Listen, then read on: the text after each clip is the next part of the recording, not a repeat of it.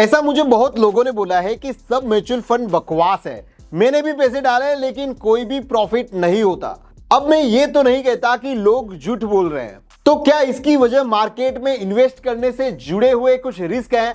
मेरे हिसाब से नहीं। दोस्तों, म्यूचुअल फंड में इन्वेस्ट करना बहुत आसान है, पर सही तरीके से पैसा लगाना भी उतना ही जरूरी है। आंख बंद करके ही पैसे लगाने हैं, फिर इन्वेस्टमेंट और जुआ खेलने में फर्क क्या रहा? ऐसे में बहुत से रीजंस है दोस्तों, जिनकी वजह से म्यूचुअल फंड्स आपको फायदा कम और नुकसान ज्यादा दे सकते हैं। मार्केट का ऊपर नीचे जाना इनमें से एक वजह हो सकता है, पर वो इकलौती वजह तो बिल्कुल भी नहीं है।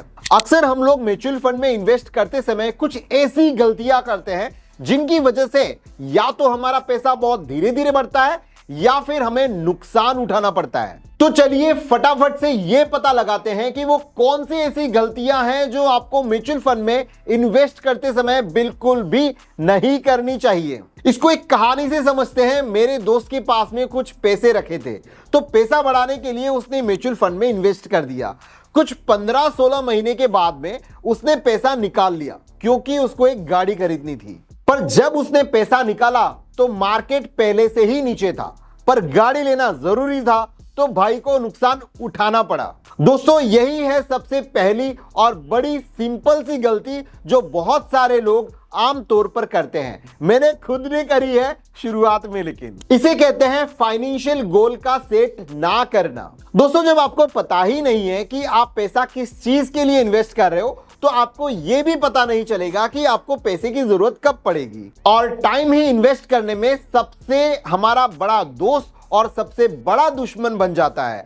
इसको आसान तरीके से ऐसे समझते हैं, अगर आपको यह पता है कि आपने जो पैसे अपने बच्चे की कॉलेज फीस के लिए म्यूचुअल फंड में इन्वेस्ट किए हैं, तो ऐसे में आपको यह भी पता है कि उसको कितने साल बाद कॉलेज जाना होगा। इसे फाइनेंस की भाषा में टाइम हॉरिजन कहते हैं। अब जब आपको यह पता है कि पैसा किस काम के लिए इन्वेस्ट करना है और उसकी जरूरत कितने समय बाद पड़ेगी, तो दोस्तों जाहिर सी बात है आपको भी समझ आ जाएगा कि कितना रिस्क या जोखिम उठाया जा सकता है। इसलिए सबसे पहले अपने इन्वेस्टमेंट का गोल यानी उद्देश्य को डिसाइड करें और उसके हिसाब से पैसा इन्वेस्ट करें। दूसरी गलती बहुत अजीब सी है दोस्तों, बहुत सारे लोग ये गलती करते हैं और वो है इक्विटी म्यूचुअल फंड को स्टॉक समझ लेना। लोगों को लगता है कि म्यूचुअल फंड भी स्टॉक की तरह रोज ऊपर या नीचे होता है, तो उसको खरीदते रहते हैं तो और बेचते रहते हैं। क्या दिक्कत है? बहुत बड़ी बेवकूफी है दोस्तों। सबसे पहली बात तो म्यूचुअल फंड एक इन्वेस्टमेंट है, ट्रेडिंग नहीं है। स्टॉक एक दिन में 10 से 20% ऊपर और नीचे जाते हैं, पर म्यूचुअल फंड के लिए एक दिन में 2 से 3% भी ऊपर या नीचे जाना एक बहुत बड़ी बात है। इसके अलावा जहां स्टॉक्स ट्रेड करने पर उसी दिन आपके ट्रेड अकाउंट में पैसे आ जाते हैं, म्यूचुअल फंड में पैसे 3 से 4 दिन के बाद में आते हैं। ऊपर से दोस्तों, एक साल से पहले म्यूचुअल फंड बेचने पर आपको 1% एग्जिट चार्ज तो पेनल्टी के तौर पर देना पड़ेगा। साथ ही हर बार के प्रॉफिट पर शॉर्ट टर्म कैपिटल गेन के हिसाब से ज्यादा टैक्स देना पड़ेगा। तो मतलब मोटा मोटी अगर देखा जाए तो मुनाफा हुआ ना के बराबर, पेनल्टी दी, टैक्स ज्यादा भरा और टाइम बर्बाद करा, वो सब अलग से। जल्दी में अमीर कोई नहीं बनता दोस्तों, जल्दी में सिर्फ मैगी बनती है। तो थोड़ा लालच कम और सेविंग ज्यादा रखने की जरूरत है। तीसरा है फंड की कैटेगरी को ना समझना और गलत फंड के साथ में कंपेयर करना। एग्जाम्पल से समझाने की कोशिश करता हूं। अब आप एक स्मॉल कैप फंड में पैसा लगाना चाहते हैं, पर आप उसके रिटर्न, उसका परफॉर्मेंस और उसकी बाकी चीजों को एक लार्ज कैप फंड से कंपेयर कर रहे हैं। तो दोस्तों ये बिल्कुल गलत है, क्योंकि बुरे से बुरा स्मॉल कैप फंड भी लंबे समय के बाद एक एवरेज लार्ज कैप फंड से ज्यादा रिटर्न दे सकता है। अब आप पूछेंगे ऐसा क्यों है? आसान सा जवाब है रिस्क। लार्ज कैप में सब बड़ी कंपनियों के शेयर होते हैं जो बहुत ज्यादा खतरे में आपको कभी नहीं डालते। यहां कोई भी स्टॉक एक दिन में 10 से 20% नहीं गिरता। वहीं स्मॉल कैप वाली छोटी कंपनियों में जितनी तेजी से ऊपर जाने की क्षमता होती है, उससे 2 गुना तेजी से वो नीचे आने के भी चांसेस हैं।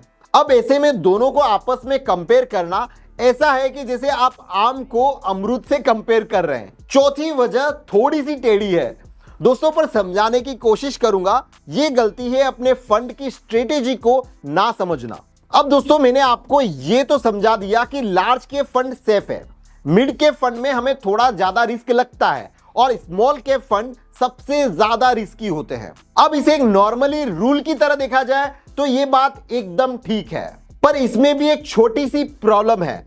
ऐसा नहीं है कि लार्ज कैप फंड में सारी कंपनियां लार्ज कैप वाली ही होगी, उसमें भी फंड मैनेजर के पास में ये ऑप्शन रहता है कि वो 20% तक मिड या स्मॉल कैप कंपनियों के फंड में डाल सके, यानी कि आपके जो भी फंड्स होंगे उसमें मिड कैप के अंदर या फिर स्मॉल कैप के फंड उसमें आ सकते हैं। ऐसे में अब आपका लार्ज कैप भी कितना कम या ज्यादा रिस्की होगा ये इस बात पर निर्भर करेगा कि फंड मैनेजर ने कितने रिस्की शेयरों में 20% डाल दिए हैं। समझ में आया? ऐसे ही अगर किसी स्मॉल कैप फंड में बहुत धीरे धीरे बढ़ने वाली लार्ज कंपनियों के शेयर 20% डाल दिए जाएं तो दोस्तों आपका जो स्मॉल कैप रॉकेट है ना वो मालगाड़ी में बदल जाएगा और शायद बैलगाड़ी में भी। ऐसे में अपने चुने हुए फंड और उसके फंड मैनेजर की स्ट्रेटेजी को ना समझ पाना आपके प्रॉफिट में कमी ला सकता है। पांचवी है सबसे बड़ी गलती। सब करते हैं, मैंने भी किया है और सब करते भी रहेंगे, पर फिर भी बता देता हूं वो गलती क्या है। म्यूचुअल फंड के पिछले रिटर्न के बेस पर इन्वेस्ट करना। मींस सिंपल है, हम सभी म्यूचुअल फंड में इन्वेस्ट करने से पहले देखते हैं कि कौन से फंड ने 1 साल, 3 साल और 5 साल में सबसे ज्यादा रिटर्न दिए हैं। फिर हमें टॉप 2 to 3 नाम नजर आते हैं, हम आंख बंद करके उनमें से किसी एक पर पैसा लगा देते हैं। ये एक तरह से जुआ ही तो हुआ। अगर घोड़े की रेस में कोई घोड़ा 3 साल से जीत रहा है तो क्या आप आंखें बंद करके उसके ऊपर चौथे साल में भी पैसा लगा दोगे, चाहे उसका एक पैर ही क्यों ना टूट गया हो? नहीं लगाओगे ना। आप बीते हुए कल के लिए इन्वेस्ट नहीं कर रहे हो, आगे आने वाले कल के लिए कर रहे हो। तो अगले 3, 5 और 10 साल में फंड कैसा चलेगा सिर्फ ये बात जरूरी है। इसीलिए दोस्तों जांच परख और रिसर्च इस चीज की होनी चाहिए कि फंड में चुनी हुई कंपनी आगे आने वाले समय में कैसा काम कर सकती है, वो अपनी इंडस्ट्री में कितना अच्छा बिजनेस कर सकती है, उस इंडस्ट्री की आने वाले समय में कितनी डिमांड होने वाली है, वगैरह वगैरह। ये चीजें जरूरी है।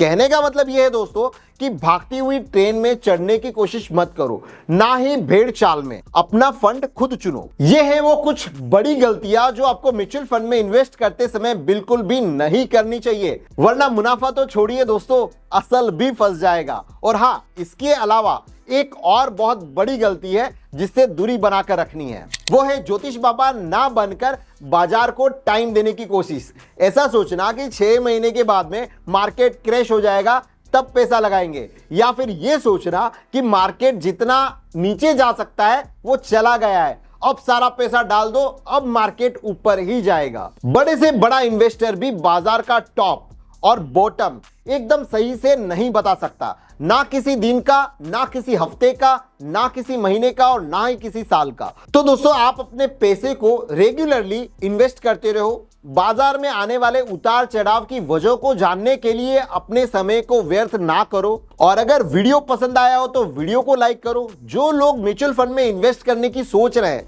उनके साथ में शेयर भी करो। और ऐसे ही कुछ पर्सनल फाइनेंस, म्यूचुअल फंड से रिलेटेड और कोई नॉलेजेबल इंफॉर्मेशन से जुड़ी वीडियो को देखने के लिए हमारे चैनल को सब्सक्राइब करो। मिलते हैं किसी नए वीडियो में इसी तरह की कोई नई इंफॉर्मेशन के साथ में। तब तक आप सब लोगों का तहे दिल से बहुत बहुत धन्यवाद। जय हिंद।